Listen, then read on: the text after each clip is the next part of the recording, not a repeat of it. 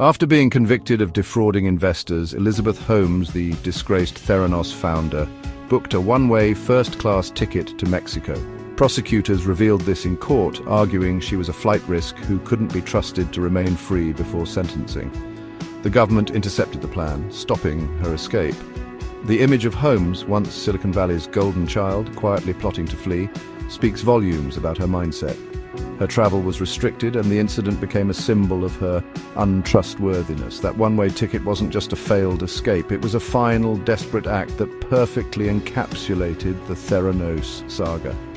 Holmes's last gamble failed, setting the stage for the consequences she could no longer outrun. Before the scandal that would later define her legacy, Elizabeth Holmes was Silicon Valley's brightest rising star, a Stanford dropout with a bold mission to revolutionize healthcare as we knew it. She was young, ambitious, and determined to change the world, capturing the imagination of an industry always hungry for the next big disruptor. Holmes wasn't just another entrepreneur. She was a symbol of innovation, a woman breaking barriers in a male-dominated tech world. Theranos, the company she founded, promised a future where a single drop of blood could run hundreds of tests, making diagnostics not only fast and cheap, but accessible to everyone, everywhere. The idea was revolutionary. No more painful needles, no more waiting days for results. Just a tiny sample and answers in minutes. It was a vision that seemed almost too good to be true. Holmes carefully crafted her public persona, donning signature black turtlenecks, speaking in a deep, authoritative voice and exuding unwavering confidence. She drew deliberate comparisons to Steve Jobs, positioning herself as the next visionary leader who would change the world. Her image was meticulously curated, and it worked. She often spoke about her own fear of needles, claiming it inspired her to create a better way, a story that made her quest feel personal and deeply relatable to millions who shared that anxiety. Holmes wasn't just solving a technical problem, she was addressing a universal human fear. The media and investors were captivated by her vision, charisma, and the promise of a healthcare revolution. Journalists wrote glowing profiles, while venture capitalists and high-profile backers lined up to invest, eager to be part of the next big thing. Theranos' Edison device was supposed to bring lab testing to every pharmacy counter, empowering patients to take control of their health and potentially saving countless lives. The technology was marketed as a game-changer, promising to democratize healthcare for all. Holmes wasn't just selling a product, she was selling hope. A future where medical care was easier, faster, and more humane. She inspired audiences, patients, and investors alike, making them believe in a world transformed by her vision.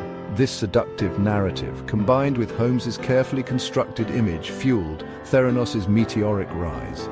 Magazine covers, glowing headlines, and news segments celebrated her as the face of a new era in medicine. But as the world would soon discover, the higher the promise, the greater the fall.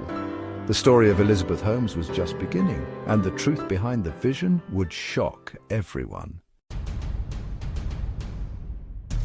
Theranos' ascent was powered by hype and powerful backers, former secretaries of state, Fortune 500 CEOs, and major investors. Walgreens and Safeway poured millions into partnerships, convinced by the company's star-studded board and Holmes's charisma. By 2014, Theranos was valued at $9 billion, and Holmes was hailed as a revolutionary. The media celebrated her as a tech icon, and doubts were dismissed as jealousy or ignorance. But behind the scenes, the technology didn't work. The Edison machines could barely perform a fraction of the promised tests. Theranos secretly used third-party analyzers, modifying them to handle tiny blood samples, compromising results. The company's success was a carefully orchestrated illusion built on secrecy and lies. The house of cards was destined to collapse. The truth unraveled from within thanks to the extraordinary courage of whistleblowers like Tyler Schultz. In a company where silence was enforced and questions were discouraged, Tyler stood out as a rare voice of integrity. He was not just any employee, he was the grandson of George Schultz, a respected board member, which made his position even more precarious. Despite the immense pressure and personal risk, Tyler refused to ignore the glaring problems he witnessed every day. Alongside him was Erica Chung, another young professional who saw firsthand the culture of fear, manipulated data, and failing technology that plagued Theranos. Both Tyler and Erica tried to raise their concerns through the proper channels, hoping the leadership would listen. Instead, they were met with intimidation, threats of legal action, and the constant fear of retaliation. The company's leadership was determined to keep the truth buried, no matter the cost. Realizing that internal efforts were futile, Tyler and Erica made the difficult decision to become confidential sources for the Wall Street Journal. They risked their careers and reputations to provide crucial evidence, internal emails, lab results, and first-hand accounts that pierced Theranos' wall of secrecy. Their bravery enabled investigative journalists to piece together the real story. In 2015, the journal published a bombshell expose revealing that Theranos' much-hyped technology simply didn't work as claimed, shattering the company's carefully constructed image. Elizabeth Holmes, the charismatic founder, denied everything. She launched a relentless media offensive, appearing on television and at conferences to defend her company. At the same time, she deployed teams of high-powered lawyers to silence critics and intimidate whistleblowers. But the dam had broken. Regulators could no longer ignore the mounting evidence.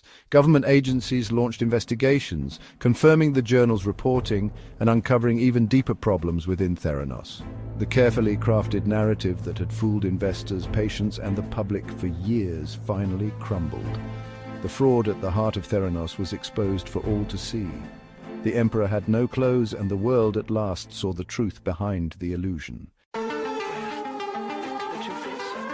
Theranos' fraud wasn't just financial. It put real patients at risk. Faulty tests led to devastating consequences. False negatives for cancer, false positives for miscarriages, and dangerous medication changes. Patients testified about the chaos and harm caused by inaccurate results. By the time the fraud was exposed, hundreds of thousands had been tested through Walgreens. In 2016, Theranos voided tens of thousands of results, admitting its methods were unreliable. The betrayal of patient trust was profound. People seeking empowerment became unwitting subjects in a dangerous experiment. Holmes and Balwani prioritized image and profit over safety. The bad blood of Theranos became a literal threat to those it claimed to help. The human cost was the most unforgivable part of the scandal. The collapse of Theranos led to criminal charges for Holmes and Balwani. The once celebrated startup, which promised revolutionary blood testing technology, was exposed as a massive fraud. Investors, patients, and the public were all deceived by the false claims and misleading demonstrations orchestrated by the company's leadership.